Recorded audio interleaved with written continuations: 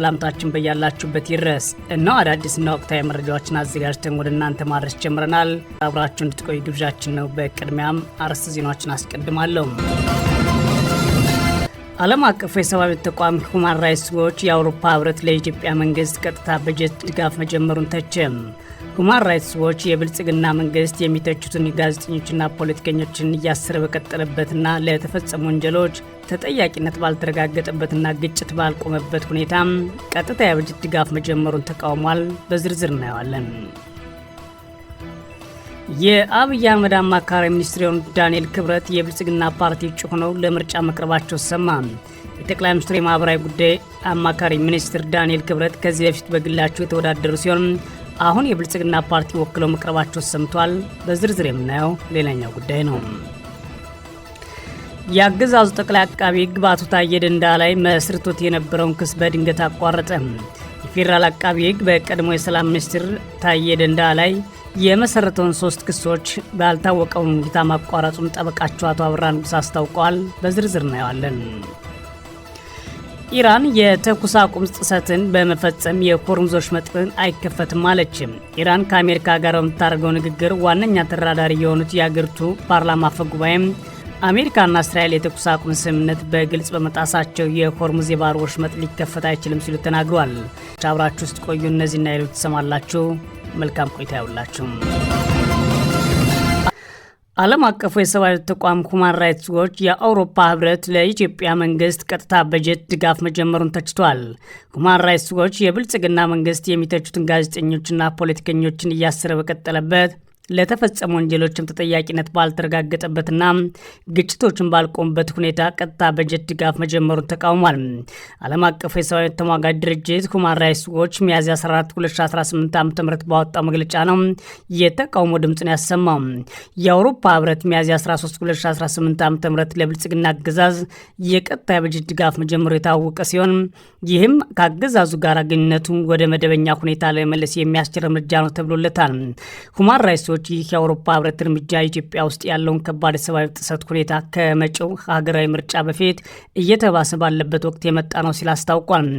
የአውሮፓ ህብረት የቀጥታ በጀት ድጋፉን ከ6 ዓመት በፊት በትግራይ የተቀሰቀሰውን ጦርነት ተከትሎ አቋርጦ ቆይቷል። ሁማን ራይትስ ዎች ታዲያም ያ ጦርነት የማንነት ማጽዳት፣ ከቦታ በግድ ማፈናቀል፣ መጠነ ሰፊ ግድያዎችና አስገድዶ መድፈር ጥቃቶች የተፈጸሙበት እንደነበር በመግለጫው ጠቅሷል። ጦርነቱ በፕሪቶሪያው ስምምነት ቢቆም በትግራይ ክልል ውስጥ ያሉ ከባድ ጥሰቶች ግን ሙሉ በሙሉ አልቆም ያለው ተቋሙ ጥሰቶቹ በአማራ ክልልና በኦሮሚያ ክልል ውስጥ በሚደረጉ ግጭቶችም አሁንም ቀጥለዋል ሲል አስታውቋል። የአውሮፓ ህብረት አባል ሀገሮች የግጭቱን ሙሉ መቆምና ለተፈጸሙ ወንጀሎች ተጠያቂነት መኖር ለሙሉ ኢኮኖሚያዊ ድጋፍ መጀመር ዋነኛ ቅድመ ሁኔታ መሆናቸውን ግልጽ አድርገው የነበረ ቢሆንም ይህ ሳይፈጸም ቀጥታ በጀት ድጋፍ መጀመሩ አግባብ አይደለም ሲል ነው ሁማን ራይትስ ዎች የተቃወመው። ተቋሙ አክሎም አሁን በህወሓትና የብልጽግና አገዛዝ መካከል እንደገና ከባድ ጥሰቶች ሊያስከትል የሚችል ውጥረት መኖሩን አመላክቷል። ሁማን ራይትስ ዎች የብልጽግና አገዛዝ በኢትዮጵያ ያልተፈጸሙ ወንጀሎች ተጠያቂነትን ለማስፈን ምንም እርምጃ አልወሰደም ሲል ወቅሷል። ይባስ ብሎም የአውሮፓ ህብረት በኢትዮጵያ ይደረግ የነበረውን ዓለም አቀፍ ምርመራ እንዳይቀጥል ከሂደቱ ከተቆጠበ በኋላ የብልጽግና አገዛዝ የሽግግር ፍትህ ሂደትን በተግባር አቁሟል ነው ያለው። አሁን ላይ የብልጽግና አገዛዝ በነጻ ሚዲያዎች ላይ ጠንካራ ገደቦችን አድርጓል።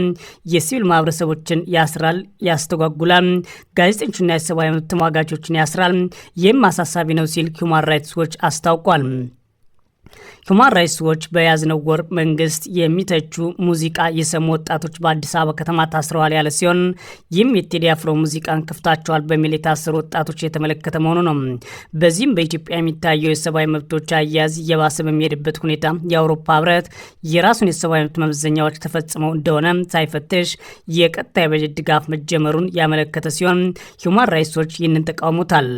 የህብረቱ የድጋፍ ግብ ለኢትዮጵያውያን ኢኮኖሚያዊና ማህበራዊ ጥቅሞች ማሻል ከሆነ ሌሎች እርዳታ አይነቶችን መቀየር ቢያንስና ለጥያቄነትና ለሲቪል ስራዎች ጥበቃ ትኩረት መስጠት ይገባ ነበር ያለው ሁማን ራይትስ ዎች ይህ ሳይሆን ቀጥታ በጀት ድጋፍ መጀመር ህብረቱ ከዚህ በፊት የፍትህና የሰብአዊ መብቶችን በተመለከተ ያቀረበውን ጥሪ ይቃረናል ብሏል። የአብይ አህመድ አማካሪ ሚኒስትር የሆኑት ዳንኤል ክብረት የብልጽግና ፓርቲ እጩ ሆነው ለምርጫ መቅረባቸው ተሰማ። የጠቅላይ ሚኒስትሩ የማህበራዊ ጉዳይ አማካሪ ሚኒስትር ከዚህ በፊት በግላቸው ተወዳደሩ ሲሆን አሁን ብልጽግና ፓርቲ ወክለው ቀርበዋል። ሐመርኳን ምልክት አድርገው በስድስተኛው ዙር ጠቅላላ ምርጫ በግላቸው ተወዳድረው ፓርላማ የገቡት ዳንኤል ክብረት ዘንድሮ በሚካሄደው የአገዛዙ ምርጫ ብልጽግናን ተቀላቅለዋል። የስንዴ ነዶን ምልክት አድርገው እጩ ሆነው መቅረባቸው ነው የታወቀው። የብልጽግና ስርዓትና ለውጡ ከመጣ በኋላ ብልጽግና መሪ ከሆነ በኋላ እያንዳንዱን ጉዳዮች እያነሱ የሚተነትኑትና ብልጽግና ከፍተኛ ውጤት እንዳመጣ ሲናገሩ የተደመጡት ዳንኤል ክብረት አሁን ላይ ፓርቲውን ተቀላቅለዋል። በእርግጥም በ2013 ምርጫ ብልጽግና በአዲስ አበባ እጩ ያላቀረበበትን የምርጫ ክልል ዳንኤል የተወዳደሩበት ብቻም ነበር። በዚህም ብልጽግና ቦታ ለቆላቸው ልክ እንደራሱ ወገን አይቶ አሸንፈው እንዲገቡ አድርጓል ተብሎ በሰዓቱ ሲነገር የነበረ ሲሆን ከዚህም ቀጥሎ ጠቅላይ ሚኒስትሩ አማካሪ ሚኒስትር አድርገው ሾሟቸዋል። በፓርላማ የ5 ዓመት ቆይታ ምንም በቀጥታ ስርጭት በተላለፈ መደበኛ የሚሆን አስቸኳይ ስብሰባዎች ላይ ዳንኤል ክብረት ጥያቄ ሲያቀርቡ ወይም አስተያየት ሲሰጡ በፍጹም አልተሰሙም። ዳንኤል የብልጽግና ፓርቲ ፕሬዝዳንት፣ የጠቅላይ ሚኒስትሩ የማህበራዊ ጉዳይ አማካሪ መሆናቸው የሚታወቅ ሲሆን ለብልጽግና በማህበራዊ ሚዲያና በዋና ዋና የሀገሪቱ ሚዲያዎች ላይ በግልጽ ይከራከራሉ። በኢትዮጵያ ውስጥ የሚቀርቡ የመብት ጥያቄዎችንና የሚደረጉ እንቅስቃሴዎችን በማጠልሸት እስሮችና ግድያዎችን በማፋፋም እጅግ ጥላቻ የተሞላባቸውን ጽሁፎች በመጻፍና በማስተጋባት እነዛንም ደግሞ በዋና የሀገሪቱ ሚዲያዎች እንዲተላልፉ ማድረግ ዳንኤል ትችት ይቀርብባቸዋል። ብልጽግናን በዳንኤል ልክ ያገለገለው ሰው የለም ብለው በርካቶች የሚከራከሩ ሲሆን ለዚህም ማሳያ የሚያደርጉት የብልጽግና ከፍተኛ አመራሮች ራሱ በዳንኤል ትችት ከስልጣናቸው ይወርዳሉ ተብሎ ይናገራሉ። የብልጽግና ፓርቲን አገዛዝ ዋና አገልጋይ የሆኑት ዳንኤል ክብረት በአሁኑ ሰዓት በአዲስ አበባ ለፌዴራል ፓርላማ እጩ ነው መቅረባቸውና ብልጽግና መወከላቸው ነው የተሰማው። የአገዛዙ ጠቅላይ አቃቤ ሕግ በአቶ ታዬ ደንደዓ ላይ መስርቶት የነበረውን ክስ ድንገት አቋረጠ። የፌዴራል አቃቤ ሕግ በቀድሞ ሰላም ሚኒስትር ዴኤታ አቶ ታዬ ደንደዓ ላይ የመሰረተውን 3 ክሶች እንዲሁም አዳዲስ ክሶችን ባልታወቀ ምክንያት ማቋረጡን ጠበቃቸው አበራ ንጉስ ለሚዲያዎች አስታውቀዋል። አቶ ታዬ ደንደዓ በቀረቡባቸው መንግስትን በኃይል ለመጣል ግዙፍ መሰናዶ የማድረግ በአገር መከላከያ ሰራዊት ላይ ሐሰተኛና አደናጋሪ መረጃዎችን ማሰራጨትና የመንግስትን ስም ማጥፋት በሚሉ 3 ተደራራቢ ክሶች ባቀረቡት ይግባኝ ላይ ውሳኔ ለመስጠት የፌዴራል ጠቅላይ ፍርድ ቤት ትላንት ቀጠሮ ሰጥቶ ነበር። ሆኖም አቃቤ ክሶችን ያቋረጠበት ምክንያት በትላንትናው ችሎት ላይ ግን አልተገለጸም ተብሏል። የተከሳሹ ጠበቆች ክሱ ስለተቋረጠበት ምክንያት የሚያውቁት ነገር እንደሌለና ምክንያቱን የሚገልጽ ማስረጃ ከፍርድ ቤት እንደሚጠይቁ ተናግሯል። አቶ ታዬ ፍቃድ የሌለው የጦር መሳሪያ በመያዝ ወንጀል የተላለፈባቸውን የ7 ዓመት የእስር ቅጣት ወደ 4 ዓመት ዝቅ እንደተደረገም ይታወሳል። የብልጽግና አገዛዝን አምርረው በመተቸትና ብልጽግና ውስጥ ሆነው በመታገል የሚታወቁት አቶ ታዬ ደንደዓ ከእስር ቤት ሲገቡ ይህ በብልጽግና አገዛዝ ለሁለተኛ ዙር ነው። ታስረው ከተለቀቁ በኋላ ድጋሚ ብልጽግናን መታገል የጀመሩት አቶ ታዬ ደንደዓ መልሶ የአገዛዙ ጠቅላይ ሚኒስትርና ሌሎች ባለስልጣናት እንዲታሰሩ ማድረጋቸው ይታወሳል።